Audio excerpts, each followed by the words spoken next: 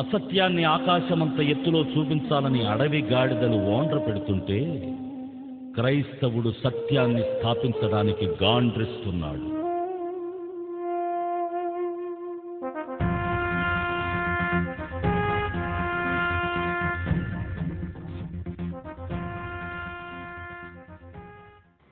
ప్రేమైన దేవుని పిల్లలారా, క్రీస్తు పేరిట మీ అందరికీ నా యొక్క వందనాలు తెలియపరుచుకుంటున్నాను.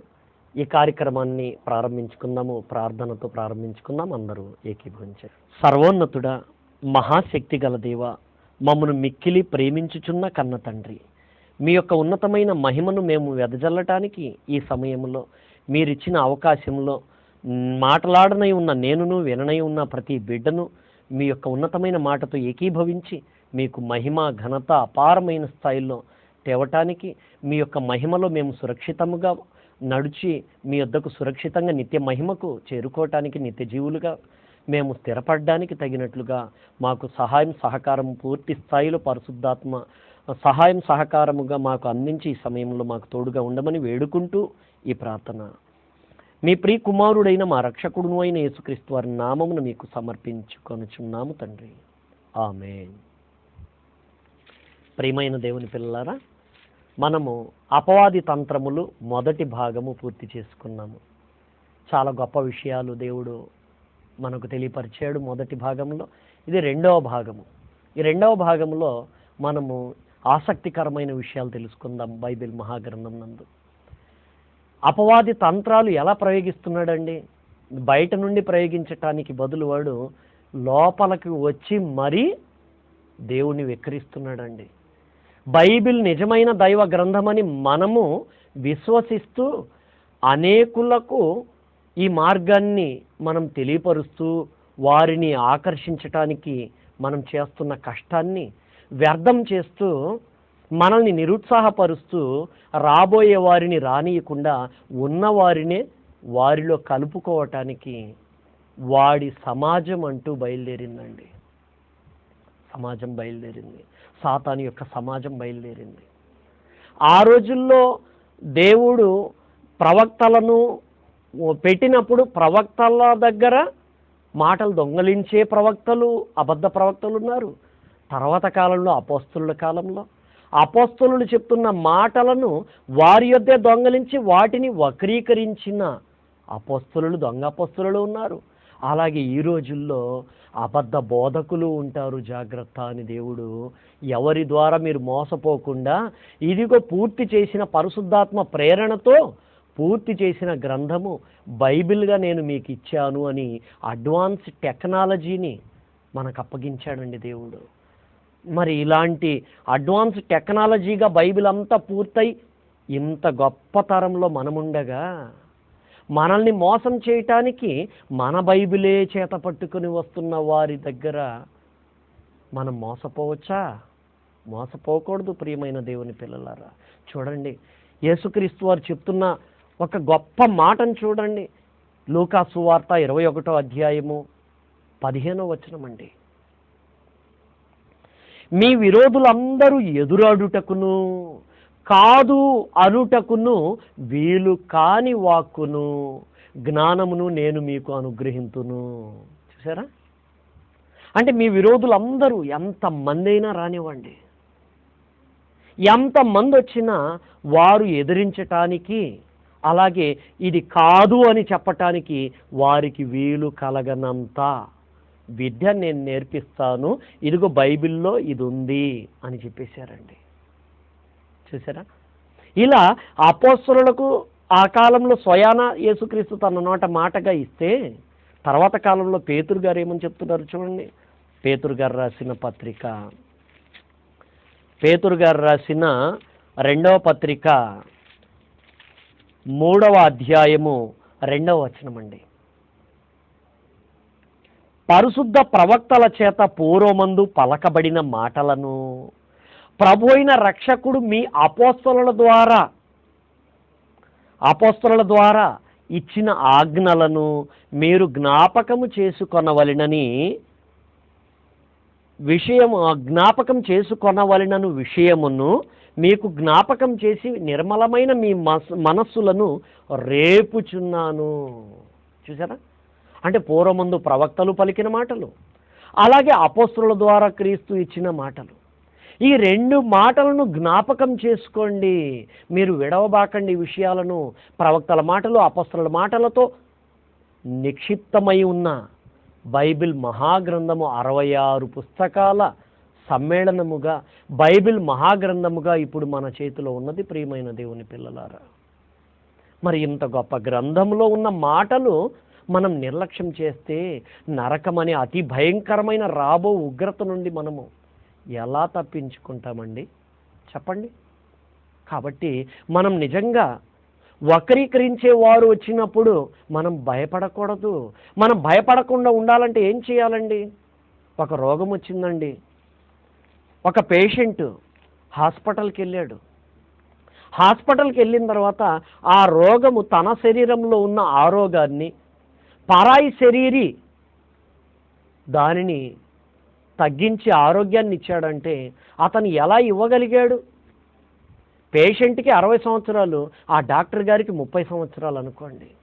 మరి నాకంటే పెద్దవాడివి నువ్వే బాగు చేసుకోలేవా అని అన్నాడు కదా డాక్టర్ గారు. అమ్మో నాకంటే పిల్లోడు, అతని దగ్గర నేను చూపించుకునేది ఏంది అని పేషెంట్ అన్నాడు కదా. అంటే డాక్టర్ గారి దగ్గర ఏముంది? విద్య ఉన్నది. అంటే వైద్య విద్య ఉన్న ఆ డాక్టర్ గారు ఆయన దగ్గర ఉన్న విద్య ద్వారా ఇతని దగ్గర ఉన్న ఆ రోగాన్ని తరిమేశాడంటే అది ఎలా బాగుందో, ఎలా చక్కగా పరిష్కారకంగా ఉందో, అలాగేనండి బైబిల్ని మనం నేర్చుకుంటే అలాగే మనము విద్య తెలిసిన వైద్యులం అవుతాము ప్రియమైన దేవుని పిల్లలారా. దేవుడు పరమ వైద్యుడైతే తన వైద్యాన్ని యేసుక్రీస్తుకు అప్పగిస్తే, వైద్యుడు తన వైద్యాన్ని అపోస్తలులకు అప్పగిస్తే, అపోస్తలులు తమ వైద్యాన్ని ఎవరికి అప్పగించారో తెలుసా? తమ విద్యను. చూడండి మత్తయి సువార్త 28వ అధ్యాయము, మత్తయి సువార్త 28వ అధ్యాయాన్ని ఒక్కసారి గమనించండి ప్రియులారా. 19వ వచనం నుండి చూద్దాము. మీరు వెళ్ళి సమస్త జనులను శిష్యులుగా చేయుడి. చూసారా? సమస్త జనులను శిష్యులుగా చేయుడి. తండ్రి యొక్కయు కుమారుని యొక్కయు పరిశుద్ధాత్మ యొక్కయు నామమున వారికి బోధించుచు, నామమున వారికి బాప్తిసం ఇచ్చుచు, నేను మీకు ఏ ఏ విషయములను ఆజ్ఞాపించితినో వాటన్నిటినీ గైకొనవలెనని బోధించుడి. ఇదిగో నేను యుగ సమాప్తి వరకు సదాకాలం మీతో కూడా ఉన్నానని వారితో చెప్పాను. చూసారా? అంటే ఈ విషయాన్ని మనం బాగా గమనిస్తే యుగాంతం వరకు తీరిపోని సంపద ఒక్క బైబిల్ మహాగ్రంథం నందు దేవుడు భద్రపరిచాడు ప్రియులారా. చూసారా? మరి అంతిమ గ్రంథం అంటూ, మా గ్రంథం అంటూ వారు చెప్పుకుంటున్న గ్రంథాన్ని తీసుకొని వచ్చి వారు అందులో నుండి తీసి బోధిస్తే అందులో ఎంతవరకు సారం ఉందో జనాలకు అర్థమవుతుంది. అందులో సారం ఉన్నదో లేదో జనాలే నిర్ణయిస్తారు ప్రియమైన దేవుని పిల్లలారా. కానీ వారు వచ్చి మనం పట్టుకున్న బైబిల్ని తీసుకొని ఇందులో నుండి మేము మా మొహమ్మద్ ప్రవక్తను చూపించుకుంటామంటున్నారు. ఎర్ర చీర కట్టుకున్న ప్రతిదీ నా పెళ్ళామే అన్నట్టుగా, పాత సామెత జనాల్లో ఉన్నట్లుగా, ఎక్కడ ఏ మాట జనాలకు అర్థం కాలేదో అది మా మాటే అంటూ తీసుకొని బోధించటం ప్రారంభించి ఇరుకున పడిపోతున్నారండి వాళ్ళు. ఎక్కడ చూసినా ఏదైనా ఒక్క మాట అర్థం కాలేదంటే సమాజానికి మేము చెప్తాం, మేము బోధిస్తాం, రండి మీకు ఇది ఎవరి గురించో కాదు, మా మొహమ్మద్ ప్రవక్త గురించి, మా బోధకుని గురించి, మా మార్గంలోనికి రండి, ఇది నిజమైన మార్గము, ఇది అంతిమ గ్రంథము, ఇది అంతిమ మార్గము, నిజమైన మార్గము, క్రీస్తు మార్గం కాదు అని చెప్పటానికి వారు చేస్తున్న వక్రీకరణ ఒక్కసారి చూస్తేనండి ఆశ్చర్యం వేస్తుంది మీకు. చూడండి అతను ఏం చెప్తున్నాడో చూడండి, బైబిల్ చేత పట్టుకొని అతను ఏం చెప్తున్నాడో ఇప్పుడు ఒక్కసారి చూడండి ప్రియమైన దేవుని పిల్లల. ద్వితీయోపదేశకాండము 18వ అధ్యాయము 18వ వాక్యంలో మనకి 5 ప్రవచనాలు కనబడుతున్నాయి. జాగ్రత్తగా గమనించండి. మొదటి ప్రవచనము, వారి సహోదరులలో నుండి. ఒకటి, వారు ఎవరు, వారి సహోదరులు ఎవరు? రెండోది, నీ వంటి ఒక ప్రవక్త. నీవు అంటే మోషే. మోషే వంటి ప్రవక్త ఎవరు? మూడవది, అతని నోట నా మాటలను ఉంచుదును. అతని నోట దేవుడు తన మాటల్ని ఉంచుతాడు. ఇది మూడవది. నాలుగో ప్రవచనం మనం చూసినట్లయితే, నేను అతనికి ఆజ్ఞాపించు యావత్తును అతను ప్రజలకు తెలియచేయను. ఇది నాలుగో ప్రవచనము. ఐదవ ప్రవచనము, అతను నా నామమున చెప్పు నా మాటలు. మరి ఆ ప్రవక్త, పుట్టబోయే ప్రవక్త దేవుడి నామమున దేవుని వాక్యాలు చెప్తారు. ఈ 5 ప్రవచనాలు ఎవరి గురించి అంటే, క్రైస్తవ సోదరులు అంటారు ఈ 5 కూడాను యేసుకు సంబంధించి ప్రవచనాలు అంటారు. కానీ ఈ 5 ప్రవచనాలు కూడాను చిట్ట చివరి దైవ ప్రవక్త మొహమ్మద్ సల్లల్లాహు అలైహి వసల్లం వారికి సంబంధించిన ప్రవచనాలు. రండి కాస్త మనం గమనిద్దాము. మొదటిది, వారి సహోదరులు. వారు ఎవరు? ఇశ్రాయేలు వంశీయులు. ఇశ్రాయేలు వంశీయుల యొక్క సహోదరులు వారెవరు అంటే, అబ్రహాం యొక్క 2 కుమారులు ఇస్సాక్ మరియు ఇస్మాయిల్. ఇస్సాక్ సంతానంలోని వారు ఇశ్రాయేలు. వారి సహోదరులు ఎవరు? ఇస్మాయిల్ సంతానం వారు ఇస్మాయేలీలు. ఇశ్రాయేలుకు సహోదరులు. అయితే ఇస్మాయేలు సహోదరులు అన్న విషయము మనం బైబిల్ని పరిశీలించినట్లయితే, బైబిల్లో ఆది కాండము 25వ అధ్యాయము 12 నుండి 19 వాక్యాలు మనం పరిశీలించినట్లయితే అక్కడ మనకి స్పష్టంగా అర్థమవుతుంది, ఇశ్రాయేలీయులకు ఇష్మాయేలు సహోదరులు అన్న విషయము. అంటే పుట్టబోయేటటువంటి సహోదరుడు, పుట్టబోయేటటువంటి ఆ సహోదరుని ప్రవక్త ఎవరై ఉండాలి? ఇస్మాయేలు నుండి వచ్చి ఉండాలి. అబ్రహాం యొక్క పెద్ద కుమారుడైనటువంటి ఇస్మాయేలు సంతానంలో నుండి వచ్చి ఉండాలి. మొదటి విషయం. మరి ఈ విషయము క్రైస్తవ సహోదరులకి మింగుడు పడనటువంటి విషయము. ఎందుకని? వారు అబ్రహాం యొక్క మొదటి కుమారుడైన ఇస్మాయిల్ని ఒక దాసి సంతానము, భార్య సంతానము కాదు, దాసి సంతానము అని ఒక చులకన భావాన్ని, ఏహ్య భావాన్ని క్రైస్తవ సోదరులు కలిగి ఉన్నారు. చూశారు కదా ఏం చెప్తున్నాడు? చూశారు కదా. మరి బైబిల్లో నుండి విషయాన్ని తీసుకున్నాడు. బైబిల్లో నుండి విషయాన్ని తీసుకొని, బైబిల్లో నుండే తీసుకున్న విషయాన్ని క్రీస్తుకు వ్యతిరేకంగా మాట్లాడాడు. చూడండి ఎట్లా మాట్లాడాడు. మరి ఆ సందర్భాన్ని మనము ఒక్కసారి పరిశీలిద్దామండి. చూడండి, ద్వితీయోపదేశ కాండము 18వ అధ్యాయము 18వ వచనాన్ని ఒక్కసారి చూడండి. వారి సహోదరులలో నుండి నీ వంటి ప్రవక్తను వారి కొరకు పుట్టించదను. మోషేతో దేవుడు చెప్తున్న మాట అండి అది. వారి సహోదరులలో నుండి నీ వంటి ప్రవక్తను వారి కొరకు పుట్టించదను. అతని నోట నా మాటలు ఉంచుదును. నేను అతనికి ఆజ్ఞాపించినది యావత్తును అతడు వారితో చెప్పును. అతడు నా నామమున చెప్పు నా మాటలు వినని వానిని దానిని గూర్చి విచారణ చేసేదను. చూసారా? ఈ మాటలను తీసుకొని ఇదిగో ఇందులో నుంచి 5 భాగాలుగా మారుస్తున్నాను. ఇదిగో మొదటి మాట, ఇదిగో రెండవ మాట, ఇదిగో మూడవ మాట, ఇదిగో నాలుగో మాట, ఇదిగో 5వ మాట అంటూ చక్కగా వివరించి ఒక్కొక్క దాన్ని విడదీసి చివరికి ఈ మాట క్రైస్తవులు వక్రీకరించారు, ఈ మాట క్రీస్తును గురించి అని చెప్తున్నారు అని అతడు అన్నాడు కదండి. మరి క్రీస్తుని గురించి చెప్తున్నారు అంటే క్రీస్తుని గురించి కాదా ఈ మాట? క్రీస్తుని గురించి వారు చెప్తున్నారు, ఇది క్రీస్తుని గురించిన మాట కాదు, ఇదిగో మా మొహమ్మద్ ప్రవక్త గురించి మేము చెప్తున్న మాట ఖచ్చితంగా మీ బైబిల్లో నుండి చూపించాము అంటున్నారు. దానికి వాళ్ళు చెప్తున్న మాట ఏంటి? వారి సహోదరులలో నుండి అన్నాడు కదా. ఇదిగో ఇజ్రాయిల్ అందరూ కలిసి వారి సహోదరులలో నుండి అంటే ఇదిగో ఇజ్రాయేలీలకు సహోదరులు ఎవరు అని ఎక్కడి నుంచి ఎక్కడికి జంప్ చేశాడు చూడండి. ఈ ఇజ్రాయిల్ అంటే ఎవరండి? ఇసాకు కుమారుడైన యాకోబుకు దేవుడు ఇజ్రాయేలుని పేరు పెడితే అతనికి పుట్టిన సంతానం 12 మంది.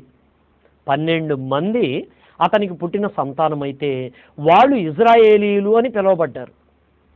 ఇప్పుడు ఇజ్రాయేలీలు ఐగుప్తు దేశంలో బానిస బతుకుతున్నప్పుడు వారు పెట్టిన మొరను దేవుడు విని వారికి మార్గాన్ని చెబితే వినే అంత కెపాసిటీ వాళ్ళకి లేదు కాబట్టి సాత్వికుడుగా, భూమి మీద మిక్కిలి సాత్వికుడుగా ఆ తరంలో కనపడిన మోషేను దేవుడు పిలిపించి వారందరినీ నడిపించే క్రమంలో ఇదిగో ఒక సందర్భము. మోషేను ఏ పర్వతం మీద నుంచి అయితే ఆకర్షించాడో దేవుడు దేవదూత ద్వారా తన ప్రజల్ని కాపాడాలని పిలిచాడో అదే పర్వతానికి చేరినప్పుడు అక్కడ దేవుని మాటలు ప్రజలకు చెప్పటానికి దేవుడు అక్కడికి రమ్మన్నప్పుడు ఆ పర్వతము అగ్నితో రగిలిపోతూ చూడటానికి భయంకరముగాను వినటానికి భయంకరముగాను, అమ్మో మేము ఈ శబ్దం వింటే చచ్చిపోతాము, మేము ఈ దృశ్యం చూస్తే చచ్చిపోతాము, మా వలన కాదు, ఆ మాటలేవో నువ్వే విను మోషే, నువ్వు ఏమి చెబితే మేము అదే వింటాము, మాకు నువ్వే దేవుడవు అని అంటూ మోషేను బతిమలాడితే మోషే అమ్మో నా వలన కూడా కాదు, దేవుని మాటలు పూర్తిగా వినటానికి మీకంటే కాస్త బెస్ట్ ఏమో కానీ నేను పూర్తిగా వినటానికి నా వలన కూడా కాదు అని ఆయన చేతులు ఎత్తేసి ఇదిగో దేవుడే ఒకరిని పుట్టిస్తాడు అని యేసుక్రీస్తుని గురించి మాట్లాడాడండి. ఇది ఈ మాట మీకు అర్థం కావాలంటే ప్రియమైన దేవుని పిల్లలారా 18వ అధ్యాయం అంతా చదువుకోండి, అలా అంతా చదువుకోండి, మీకు అర్థమవుతుంది. ఇదిగో చెప్తున్నారు మోషే గారు, ఆ సమయం గతించిన తర్వాత చెప్తున్నారు. హోరేబులో 15వ వచనం చూడండి, హోరేబులో ఆ సమాజ దినమున గతంలో జరిగిన దాన్ని మళ్ళీ రివైండ్ చేస్తున్నారు మోషే గారు. నీవు అంటే సమాజంతో చెప్తున్నాడు, నేను చావక ఉండునట్లు మళ్ళీ నా దేవుడైన స్వరము యెహోవా స్వరము నాకు వినబడకుండునుగాక, ఈ గొప్ప అగ్ని నాకు ఇకను కనబడకుండునుగాక అని చెప్పితివి అని సమాజంతో చెప్తున్నాడు మోషే. ఆ సమయమున నీ దేవుడైన యెహోవాను నీవు అడిగిన వాటిని అన్నిటి చొప్పున, ఎవరు అడిగారండి దేవుణ్ణి? ఐగుప్తు నుండి బానిస బతుకుల్లో నుంచి విముక్తులు అవ్వటానికి ప్రయత్నిస్తున్న వారు ప్రయాణంలో దేవుడు చేరుస్తాను అన్న చోటుకు చేర్చటానికి దేవుడు ప్రయత్నిస్తుంటే చేరబోటానికి మార్గ మధ్యములో దేవుని మాటల సహాయం కోరుకుంటున్న ఇజ్రాయేలు జనాంగము కోరుకున్నారండి, మాకు దేవుని మాటలు చెప్పే ఒక మనిషి కావాలి అని. నీవు అడిగిన వాటన్నిటి చొప్పున నీ దేవుడైన యెహోవా నీ మధ్యను నా వంటి ప్రవక్తను నీ సహోదరులలో నుండి నీ కొరకు పుట్టించును, ఆయన మాట నీవు వినవలెను అని మోషే తను పూర్తి స్థాయిలో ఆ శబ్దము తాను దేవుని శబ్దం వినలేనని చేతులెత్తేసి తానే ఒక మాట చెప్పేశాడు దేవుడి మీద నమ్మకంతో. అప్పుడు దేవుడు మరి యెహోవా నాతో ఇట్లా నేను వారు చెప్పిన మాట మంచిది. ఇప్పుడు వాళ్ళు నిన్ను అడిగారు కదా, నువ్వే చెప్పు మోషే అన్నారు కదా, ఇప్పుడు నువ్వు చెప్పావు కదా నా వంటి ఒక ప్రవక్త నీ సహోదరుల నుండి దేవుడు నీ కొరకు పుట్టిస్తాడని, వారు చెప్పిన మాట మంచిది. వారి సహోదరుల్లో నుండి నీ వంటి ప్రవక్తను వారి కొరకు పుట్టించదను, అతని నోట నా మాటను ఉంచుదును, నేను అతనికి ఆజ్ఞాపించినది యావత్తును అతడు వారితో చెప్పును, అతడు నా నామమున చెప్పు నా మాటలను వినని వానిని దాని గూర్చి విచారణ చేసేదను. చూసారా, ఈ మాట మోషే కూడా నేను వినలేనని భయపడినట్లుగా ఇదిగో హెబ్రీ పత్రికలో మనం చూడొచ్చు. చదువుదాము ఆ సంఘటన ఒక్కసారి. హెబ్రీ పత్రికలో ఆ మాటను ఒక్కసారి చూద్దామండి. హెబ్రీ పత్రిక 12వ అధ్యాయము 21వ వచనాన్ని చూడండి ప్రియులారా. ఆ దర్శనం ఎంతో భయంకరముగా ఉన్నందున మోషే నేను మిక్కిలి భయపడి వణుకుచున్నానెను. చూసారా, అంటే మోషే కూడా మిక్కిలి భయపడి వణుకుతూ నా వలన కూడా కాదు, ఒకడు వస్తాడు, మీ సహోదరులో నుండే ఒకడు పుడతాడు, దేవుడు పుట్టిస్తాడు అని చెప్పాడు. ఇప్పుడు మీ సహోదరులో నుండే అన్నప్పుడు వాళ్ళందరూ ఎవరండి? ఇజ్రాయేలీలు. కానీ ఇందాక మీరు చూశారు కదా అతను మాట్లాడిన మాట, నీ సహోదరులో నుండి అన్నాడు. ఇదిగో ఇజ్రాయేలుకు సహోదరుడు ఎవరు? ఇదిగో అబ్రహాముకి 2 కుమారులు, అతను ఒకడు ఇసాకు ఒకడు ఇష్మాయేలు. ఇదిగో ఇష్మాయేలీలు ఇదిగో ఇజ్రాయేలీలకి సహోదరులు అంటూ కలిపాడండి మాట. కానీ ప్రియమైన దేవుని పిల్లరా, అతగాడి ఎంత పిచ్చోడో ఆలోచించండి. ఇప్పుడు అబ్రహాం కుమారుడు ఒకతను ఇసాకు, ఇంకొకతను ఇష్మాయిల్ అయితే అబ్రహాము కుమారుల్లో కాదు ఇది సంఘటన. అబ్రహాము కుమారుడైన ఇసాకు కుమారుడైన ఇసాకు కుమారుడైన ఇజ్రాయేలు సంతానముతో దేవుడు చెప్పిన మాట. ఇప్పుడు మా మొహమ్మద్ ప్రవక్తే అని చెప్పుకోవటానికి అతను ప్రయత్నించాడు కదండి, వక్రీకరించాడు కదా. అట్టయితే నేను ఇంకో మాట చెప్తున్నాను చూడండి. అబ్రహాము కుమారులు ఇద్దరు, అయితే ఇసాకు కుమారులు కూడా ఇద్దరే. ఇసాకు కుమారుల్లో ఒకతను ఏశావు, ఇంకొకతను ఏశావండి. ఇంకొకతను ఏశావు అయితే ఆ ఏశావుకు మరో పేరుంది, అతని పేరు ఎదోము. అంటే ఎదోముకు పుట్టినవారు ఎదోమీయులు అని అనబడ్డారు. ఇప్పుడు ఇజ్రాయేలీలకు మోషే చెప్తూ నీ సహోదరుల్లో నుండి దేవుడు నా వంటి ఒక ప్రవక్తను నీ కొరకు పుట్టించును అని అన్నప్పుడు ఇష్మాయేలు సంతానం ఎలా అవుతుంది ప్రియమైన దేవుని పిల్లలారా? ఇదిగో ఎదోమీయుల్లో నుంచి ఒకళ్ళు అనుకోవచ్చుగా ఒకవేళ. మరి ఈ ఇష్మాయేలు గురించే వర్తిస్తుందా ఈ మాట? కాదు కదా. దేవుడు ఏమన్నాడు? ఇదిగో నీ సహోదరులలో నుండి అన్నాడంటే అక్కడ ఎంతమంది ఉన్నారండి జనము? లక్షల మంది ఉన్నారు. ఈ లక్షల మంది 6 లక్షల పాదచారులు, వాళ్ళు 6 లక్షల మంది ఇది కాల్బలం గల్లవారు, ఇంకా బలహీనులు, రోగులు ఉంటారు, ఇంకా స్త్రీలు, ఇంకా వాళ్ళందరూ ఉంటారు. ఇంకా ఇన్ని లక్షల మంది జనాంగము ఎంతమందిలో నుంచి వచ్చారు అంటే ఒక్క ఇస్సాక్ అనే మనిషిలో నుండి వచ్చిన 2 సంతానముల్లో ఒక సంతానమైన ఇజ్రాయేలు అనే అతనిలో నుండి వచ్చిన 12 మంది సంతానము. ఈ 12 మందిలో నుంచి వచ్చిన లక్షల మంది. ఈ లక్షల మందికి చెప్తూ 12 గోత్రాలుగా విభజించి ఇదిగో 12 గోత్రాల్లో ఒక గోత్రంలో నుండి దేవుడు పుట్టించిన వాడు వస్తాడని చెప్తున్నాడండి. ఈ మాట యాకోబు గారే, అంటే ఇజ్రాయేలు గారే మాట్లాడుతున్న సందర్భాన్ని కూడా ఒక్కసారి చూద్దాము ప్రియమైన దేవుని పిల్లలారా. చూడండి, ఆది కాండము 49వ అధ్యాయం అండి. 49వ అధ్యాయము 1వ వచనాన్ని గమనిద్దాము. యాకోబు తన కుమారులను పిలిపించి ఇట్లా నేను మీరు కూడి రండి, అంత్య దినములలో మీకు సంభవింపబోవు సంగతులను మీకు తెలియజేసేదను. అంత్య దినములలో మీకు సంభవింపబోవు సంగతులను తెలియజేసేదను అని భవిష్యత్తులో ఏమి జరుగుతుందో నేను చెప్తాను, అంత్య దినాల్లో జరిగే విషయాన్ని అని అన్నారండి. అని ఇలా చెప్తూ 8వ వచనంలో ఏమంటున్నారు చూడండి. ఆది కాండం 49వ అధ్యాయం 8వ వచనము. యూదా, నీ సహోదరులు నిన్ను స్తుతించెదరు, నీ చెయ్యి నీ శత్రువుల మెడ మీద ఉండును, నీ తండ్రి కుమారులు నీ ఎదుట సాగిలపడుదురు. యూదా కొదమ సింహము, నా కుమారుడా, నీవు పట్టిన దాన్ని తిని వచ్చితివి. సింహము వలెను గర్జించు ఆడు సింహము వలెను అతడు కాళ్ళు ముడుచుకొని పండుకొనును. అతని లేపువాడెవడు? షిలోహు వచ్చు వరకు యూదా యొద్ద నుండి దండము తొలగదు. షిలోహు అంటే సూర్యుడు అని అర్థం వస్తుంది. షిలోహు వచ్చు వరకు అంటే నీతి సూర్యుడు అని పేరు యేసుక్రీస్తుకు. యూదా యొద్ద నుండి దండము తొలగదు, అతని కాళ్ల మధ్య నుండి రాజదండము తొలగదు, ప్రజలు అతనికి విధేయులై ఉందురు. చూసారా? అంటే ఇప్పుడు యూదాలో నుండి రక్షకుడు వస్తాడు. అంటే యూదాలో నుండి వస్తాడని యాకోబు గారు, అంటే ఇజ్రాయేలు గారే మాట్లాడారు. చూడండి ప్రియమైన దేవుని పిల్లలారా, చూసారా?